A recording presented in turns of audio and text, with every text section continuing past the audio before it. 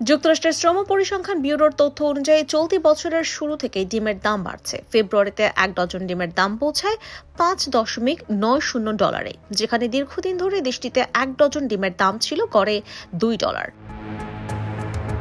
তবে মার্কিন president Trump দাবি করেছেন যুক্তরাষ্ট্রের ডিমের দাম 35% কমে এসেছে।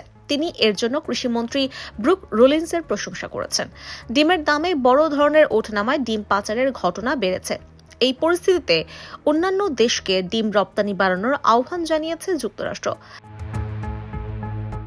মার্কিন সরকার ইতোমধ্যেই ডেনমার্ক, তুরস্ক ও ব্রাজিলের মতো দেশগুলো থেকে ডিম আমদানির চেষ্টা করছে।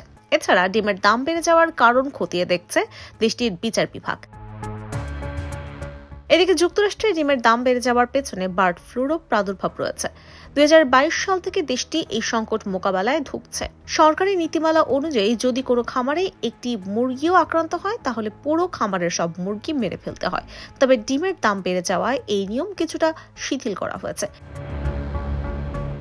এগ্রিকালচার ডিপার্টমেন্ট জানিয়েছে গত 2 সপ্তাহে নতুন করে বার্ড ফ্লুর প্রাদুর্ভাব দেখা যায়নি। তবে এরপরও ডিম উৎপাদন ব্যবস্থা স্বাভাবিক অবস্থায় ফিরতে সময় লাগছে।